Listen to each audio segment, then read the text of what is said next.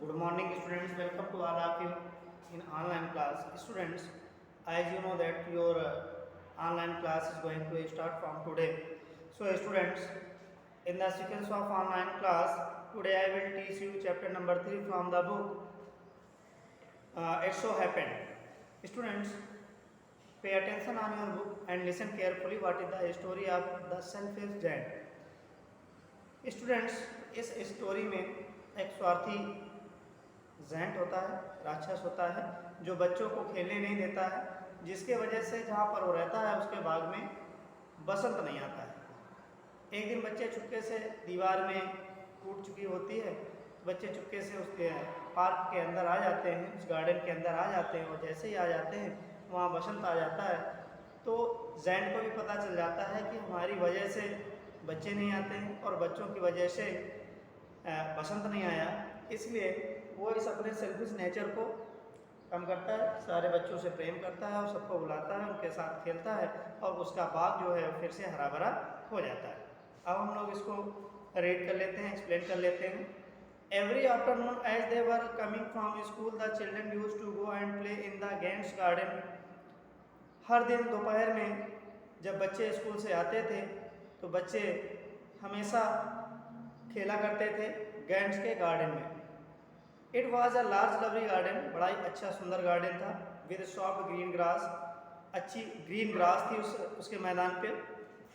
Here and there over the grass stood beautiful flower like star and there were 12 patches tree that in the spring time broke out into delicate blossom of pink and pearl, and in the autumn bore rich fruit. The birds sat on the trees and sang so sweetly that the children used to stop their games in order to listen to them. How happy we are here, they cried to each other. बच्चे वहाँ पर मैदान में खेला करते थे, इतनी अच्छी घास थी, घास में कहीं कहीं स्टार की तरह फूल खिले हुआ करते थे। बर्ड्स भी वहाँ पहुँच जाती थी, बर्ड्स भी सिंगिंग किया करती थी। बर्ड इतने अच्छे से सिंगिंग किया करती थी कि बच्चे कभी कभी तो रुक जाते थे, प्लेइंग करना बंद कर देते थे और बर्ड के गीत को सुना करते थे। और बच्चे हमेशा ये कहते थे कि कितना सुंदर गार्डन है, कितना अच्छा मज़ा आता है खेलने में। One day the giant came back. एक दिन क्या हुआ, जो गेंट था उस समय जब बच्चे खेला करते थे तो गेंट एब्सेंट था, वो कहीं पर गया हुआ था। एक दिन ऐसा हुआ कि गेंट आ गया, वापस आ गया अपने घर पर। He had been to visit his friend, वो अपने फ्रेंड से विजिट करने के लिए गया हुआ था, मिलने गया हुआ था। The Cornish ogre and had stayed with him for 7 year, और अपने फ्रेंड के साथ 7 ईयर्स के लिए रुक गया था, यानी 7 ईयर के बाद वो गेंट लौटा हुआ था। When he arrived, जब वो आया, he saw the children playing in the garden, जब अपने गार्डन पर आया तो देखा कि गार्डन में बहुत सारे बच्चे खेल रहे थे। What are you doing here? He cried in a very gruff voice and the children ran away. अब जब उसने देखा कि बच्चे उसके यहाँ खेल रहे हैं गार्डन में, तो बड़ी रफ वॉइस में उसने चिल्लाना शुरू किया कि तुम लोग यहाँ क्या कर रहे हो। जिससे क्या हुआ कि बच्चे डर की वजह से भाग गए, खेलना बंद किया और भाग गए। My own garden is my own garden said the giant. Giant ने कहा ये तो मेरा गार्डन है। एनीवन कैन अंडरस्टैंड दैट, क्या सब समझ गए ना। And I will allow nobody to play in it but myself, मैं किसी को इस गार्डन में खेलने के लिए अलाउ नहीं करता हूँ, केवल मैं इस गार्डन पर खेलूंगा। So he build a high wall all around and pull up a notice board. अब गेंट ने क्या किया, पूरे गार्डन के आसपास एक ऊंची सी दीवार खड़ी कर दी, और दीवार खड़ी करने के बाद एक नोटिस बोर्ड लगवा दिया। क्या नोटिस बोर्ड था? Trespassers will be prosecuted. Trespassers will be prosecuted, बाहर के व्यक्तियों का आना बिल्कुल मना है। He was a very selfish giant, बड़ा ही स्वार्थी जेंट था। The poor children had nowhere to play. अब बच्चे इधर उधर खेलने लगे।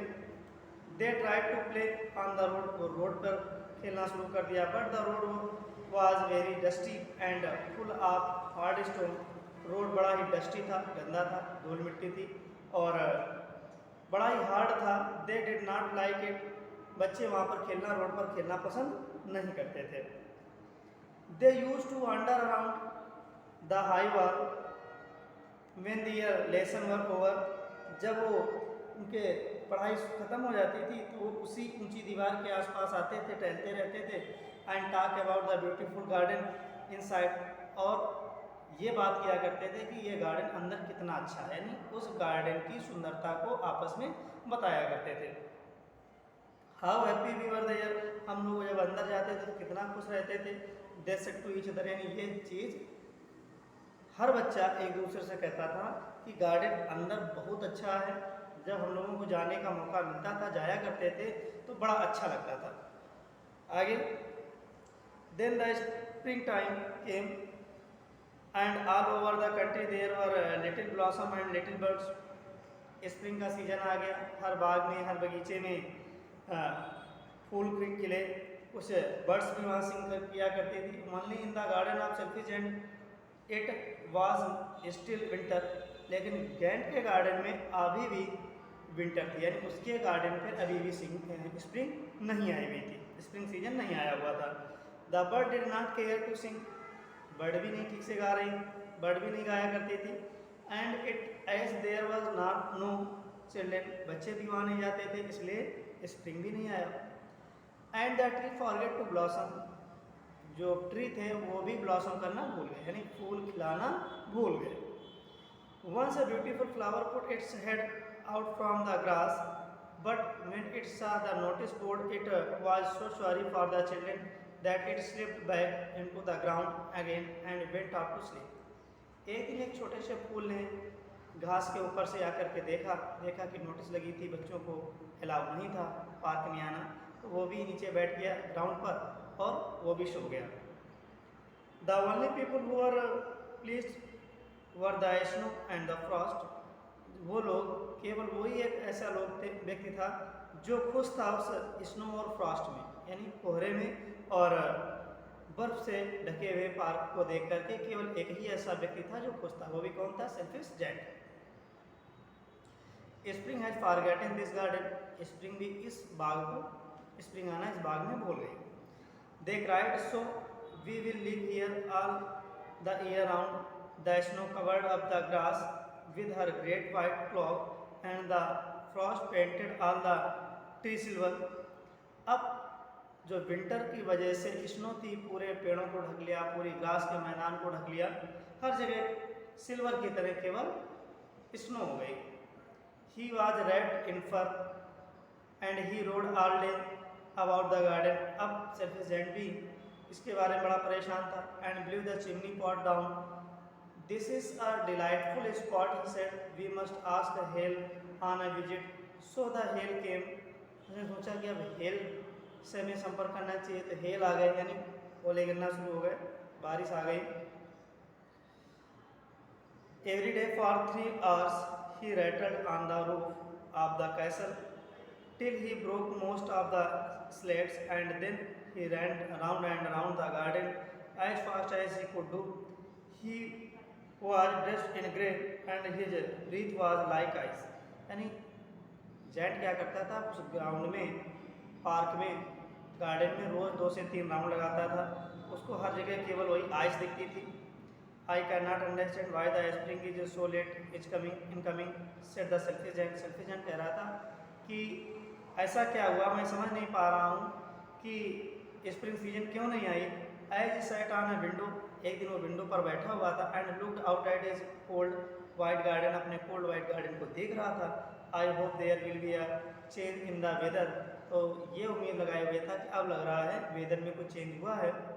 But the spring never came, लेकिन स्प्रिंग नहीं आई, ना समर, ना तो गर्मी हुई। The autumn gave golden fruit to every garden, जो ऑटम सीजन था हर गार्डन को गोल्डन फ्रूट दे रहा था। But the giant's garden she gave none, लेकिन ऑटम सीजन ने गैंट्स के गार्डन को कुछ नहीं दिया, यानी वहाँ पर कोई भी फ्रूट उसके गार्डन में नहीं आया। ही टू सेल्फिश सी सेड, यानी उसने ये कहा ऑटम सीजन ने कि वो बड़ा ही सेल्फिश है। So it was always winter there, इसलिए यहीं पर हमेशा विंटर बनी रहने दो। And north wind and the hail and the frost and the snow dance about through the tree, और उसने कहा कि यहाँ पर विंड चलने दो, हेल गिरने दो, स्नो गिरने दो, फ्रॉस्ट गिरने दो, इन्हीं ट्रीज पर इन चीज़ों को डांस करने दो। तो स्टूडेंट्स, ये आपका आधा चैप्टर हो पाया है। नेक्स्ट डे से कल इसको पूरा कर देंगे। कोशिश करते हैं कि 2 दिन में ये कंप्लीट हो जाए। तब तक इसको आप जितना पढ़ाया गया उसको रीड कर लें। Thank you, have a nice day, take care.